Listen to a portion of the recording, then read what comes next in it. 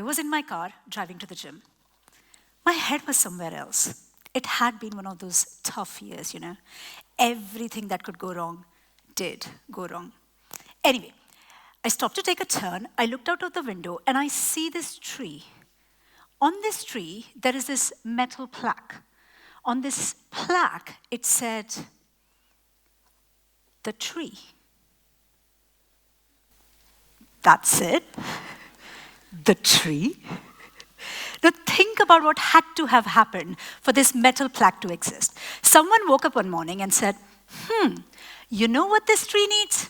Official documentation. And they didn't just think it. They went to a store, they ordered a metal plaque. They waited for it. They picked a font. They came back with a screwdriver and a drill. It couldn't have been a flimsy paper or even a cardboard with brown tape. No, it had to survive the great British weather.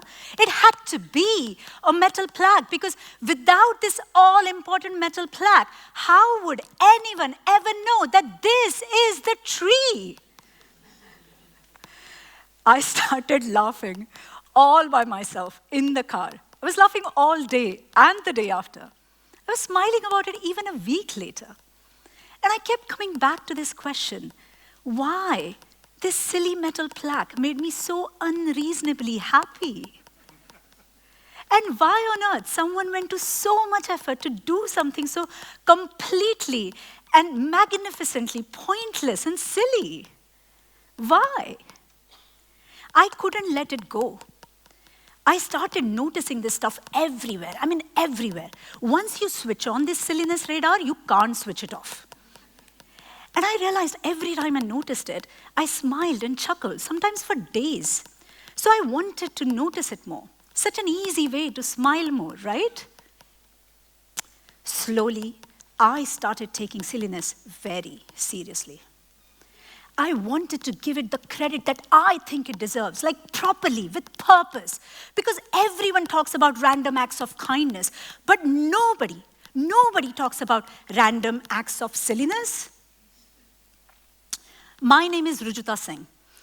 I'm the founder and CEO of Solve Together, a strategy and transformation consultancy where we help companies grow rapidly in weeks with AI and humans. So I did what any severely time-poor founder who sells efficiency for a living would do. I started the Great Silliness Project, a research project looking at silliness around the world. I launched a newsletter called Profound Silliness and spent a whole weekend designing coat of arms with a rubber duck. I called out for silliness scouts, friends, family, colleagues, whoever will listen. Asked them to send me evidence of random acts of silliness in the wild. The commitment people put into this stuff is extraordinary. There is this website called isitchristmas.com. You go to it and it says, nope. For 364 days a year, it says, nope. On Christmas Day, it says, yes. That's it. That's the whole website. Someone built that and someone is paying for hosting for it. Then there is fartscroll.js. In case anyone wants to hear farting sounds when they're scrolling pages on internet. I mean, why wouldn't everyone want to hear farting sounds when they're scrolling boring pages on internet? Oh, and HeManSings.com. Any He-Man fans out here? Great. For those of you who don't know, He-Man is this 80s comic prince who picks up his magical sword and goes by the power of Grayskull. And then there is this massive thunderstorm that happens. And he goes from a prince wearing his perfectly royal trousers into a superhero wearing just his underwear.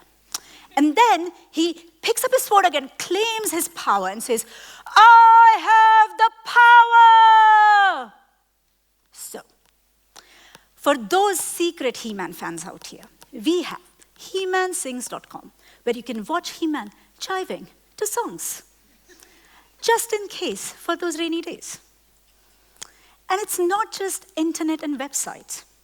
Have you heard of Earth Sandwich? Two strangers, one in New Zealand, one in Spain.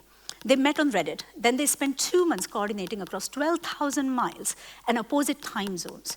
So each of them could place a slice of bread on the ground on mathematically precise locations on opposite sides of the Earth so that the planet could be between the two slices of bread.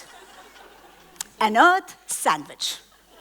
And the guy in New Zealand also used the laser engraving machine in his university to engrave the image of the Earth sandwich on the slices of bread. I mean, why not go all the way? Then there is Julian Montague. Julian spent years, actual years, designing a classification system for stray shopping carts. 33 categories, field identification document, photographic evidence. Then he even wrote a book about it.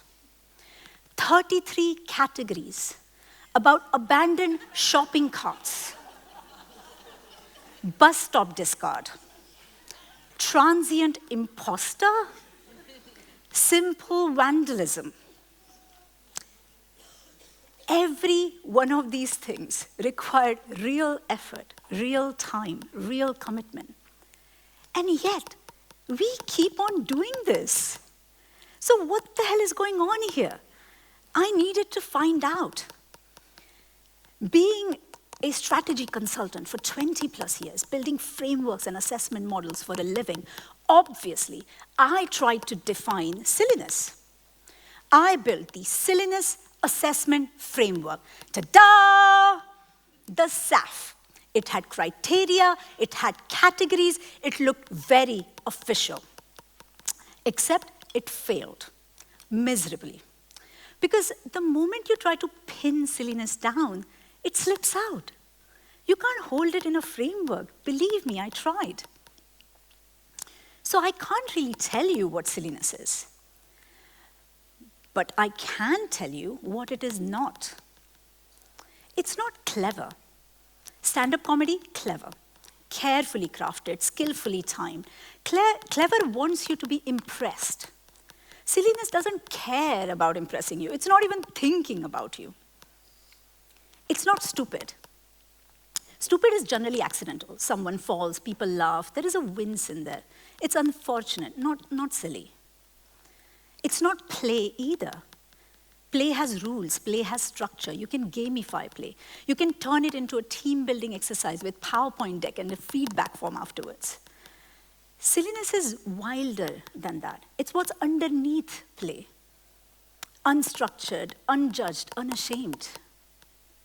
So if it's not clever, not stupid, not play, then what is it? I still have no clue. But there is one thing I can tell you. For silliness to be silly, it needs to be pointless and completely nonsensical. And until this year, I thought, that's it, done, nailed it. And then I realized I was missing a very important word, harmless. Because if silliness is just pointless and nonsensical, think about what's happening in geopolitics right now. Pointless, nonsensical, absolutely. Silly? No, because it's causing real harm to real people, not silly at all. So harmless is crucial. Earth sandwich, pointless, senseless, harmless. Stray shopping carts, pointless, senseless, harmless. So for silliness to be silly, we need all three. Okay, cool, so now we are getting somewhere. But I still couldn't answer the question I asked myself in the car that day. Why do we do it? And if you ask anyone, they would just shrug their shoulders and say, just because I felt like it. There is no why. There is no logic. You can't explain it. It just comes through us. Think about the things we find silly. Dog chasing their tails, a toddler wrapping themselves up in a toilet paper roll. We watch these things and something in us melts. Because there is no performance there is no agenda, there is no consciousness. Just a pure impulse to do something for absolutely no reason. We used to be like that. All of us. Every single one of us in this room used to do things just because we felt like it. And then someone asked, why are you doing that? What's the point? Parents asked it, teachers asked it, bosses asked it, and then we started asking it of ourselves. We learned that everything needs a reason. That if something doesn't have a purpose, it doesn't deserve your energy. That time spent in pointless things is time wasted. So we stopped. Actually, we went further than that. We didn't just stop being silly. We started actively avoiding it. Because there is something else we learned along the way. That silliness will hurt your credibility. If you're silly at work, people won't take you seriously because serious people do serious things. Except that's a myth. A friend of mine told me the story. She had an important meeting with a senior creative director, big client. She logs into the Zoom. There is nobody there, just an empty desk. And then he pops out from under the desk and goes, boo! That's it. That's how he opened the meeting. And when she told me about it, she didn't say how unprofessional it was. She said it was her most favorite meeting of all times. It made her day, her week.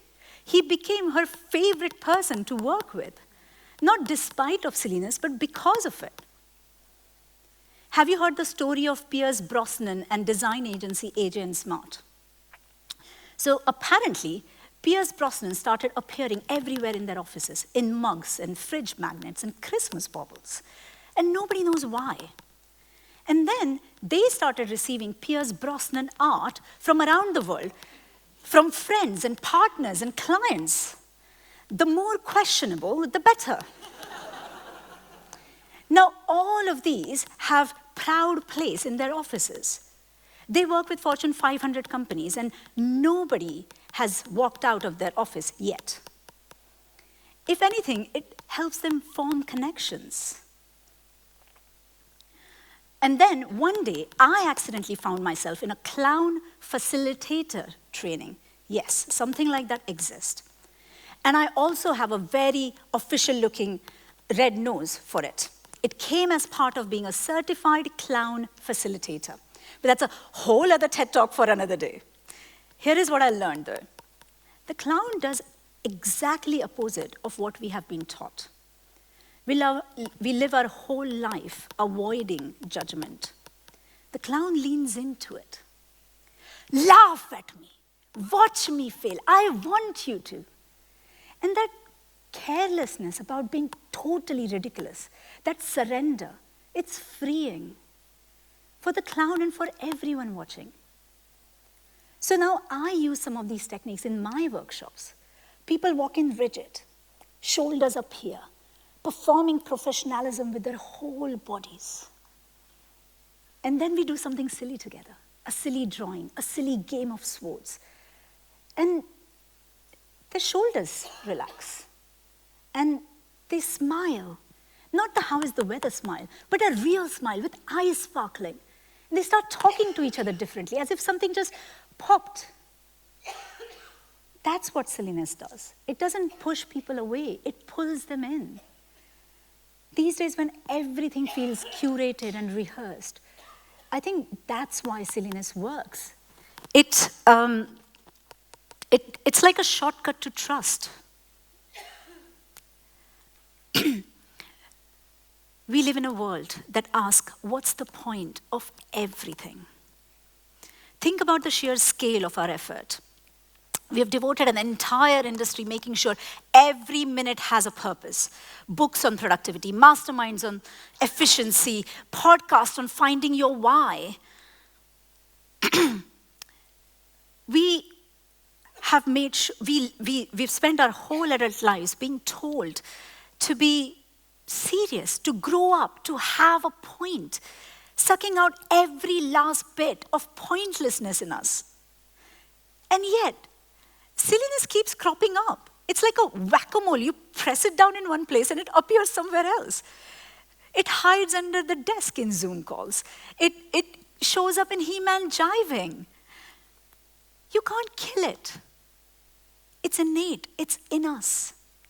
And the best thing is, you don't even have to be the silly one.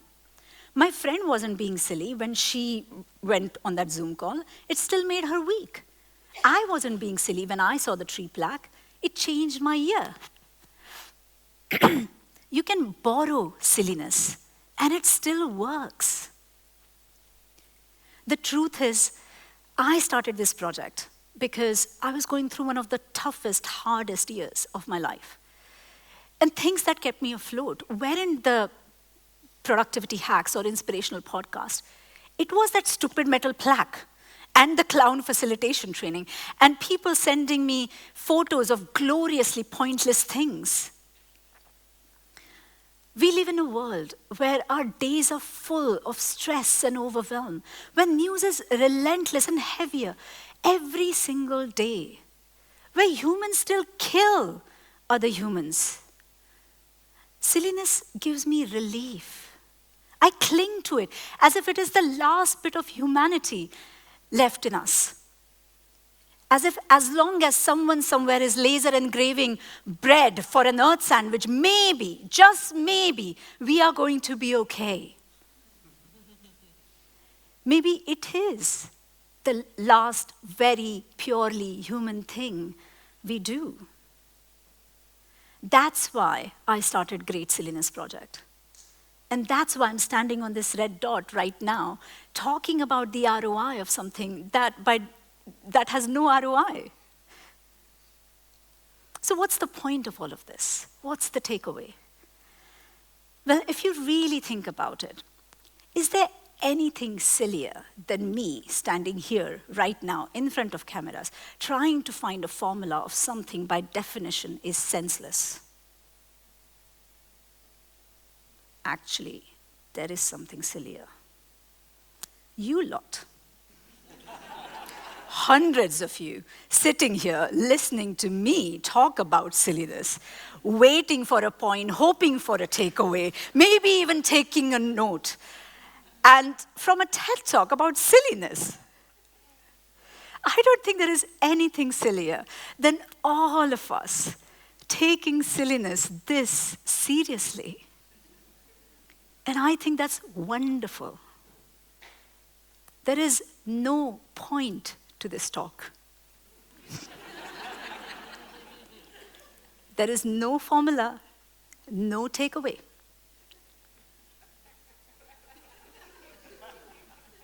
Actually, there is a takeaway. Do you want a takeaway? Yes. Okay, come on, stand up, stand up, stand up. Stand up, everyone, stand up. Stand up. Can we bring the lights a bit down? Okay, so we're going to take our sword out and we are going to repeat after me. By the power of Grayskull.